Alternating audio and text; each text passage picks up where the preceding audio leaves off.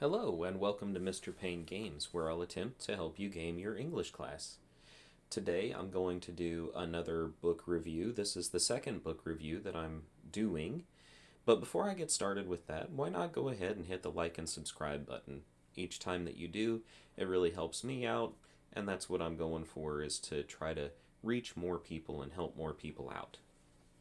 The book that I'm reviewing today is the second book in the series. It's a sequel to the book Dear Martin.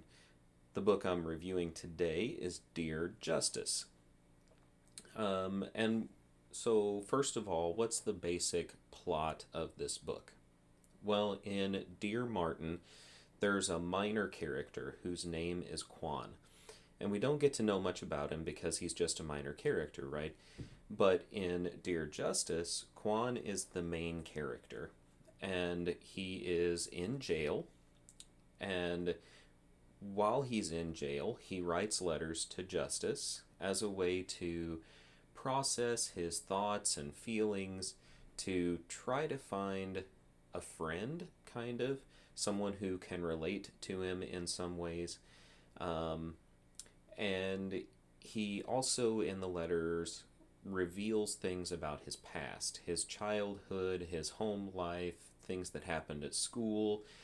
And throughout this process, we kind of get to know Quan. Another thing that is important that happens in the book is that Justyce gets to know Quan better and really decides that he wants to be a good friend for Quan, and he undergoes a process of helping Quan build a support structure for him.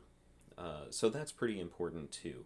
And that's really the gist of the book. It's about Quan processing what happened to him through these letters to Justyce and the things that Justyce does to try to support Quan while he's in jail. What did I like about the book? Well, there are three things that I really liked about the book.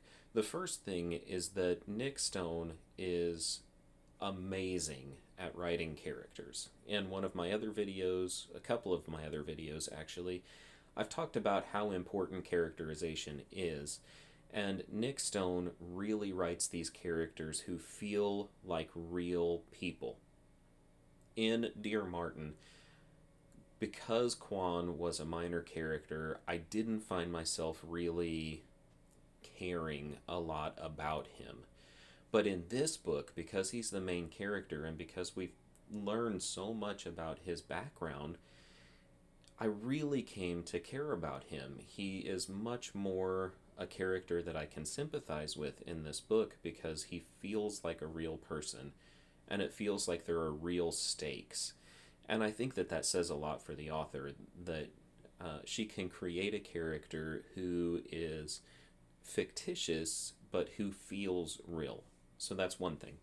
The second thing that I really like about this book is that it is relevant to today's sort of the issues that people are seeing today.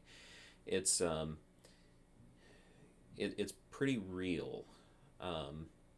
Nic Stone said in the preface that she didn't want to write this book, that she was going to write Dear Martin and let it end, but that some students that she met who read Dear Martin, as much as they really enjoyed the book, they felt like it wasn't an accurate representation of their lives. They felt like they didn't have the same kinds of opportunities that Justyce had, that they didn't have the same kind of support that Justyce had. And they asked her to write this book about people who come from places and situations that don't seem to have a lot of hope, so that their experience could be represented in the book too. And Nic Stone couldn't say no. She said that this book was important. And so I think while the book is maybe not full of joy and laughter, that it's not always pretty, it's a really good book because it does represent that other side of the life experience that people have. And then the third thing that I really liked about this book is that it's creative storytelling. There are parts of this book, I already told you, it's letters that Quan writes. So the letters tell the story in some ways, and that's pretty interesting. There is a section that's written like a screenplay, and that's an interesting way to tell a story. A lot of times the book dips into a sort of poetic form. It is not exactly poems, I don't think, but it kind of looks like it. And it's really interesting to see the way that she uses the space on the page to add meaning to what Quan is saying. And of course, there's the standard novel type storytelling too, but those other three things are just really creative ways to tell the story, and I think it's really neat. Just from a visual standpoint, it's pretty cool. What are some topics that the book talks about? Again, I think there are three that they stand out to me as the most important. The first one is social justice. Because Quan is in jail, it's a big part of this book. What led to him being in jail? What choices did he make? What was the experience of being arrested? What was the experience of being interrogated? What's life like inside of jail? Those are all really important things that this book kind of digs into. Another topic that is pretty important is that social support structure that I talked about earlier. Quan, because he's in jail, doesn't always feel like he has a lot of support. He feels like a lot of people have kind of written him off and just accepted that he's a criminal. I said that in air quotes, a criminal. But just because he's in jail doesn't necessarily mean that his life is meaningless or pointless. And that's a really important topic that the book addresses. And the third main topic that the book addresses is gangs. Now, Nic Stone doesn't suggest that gangs are good things, but it is a part of the story.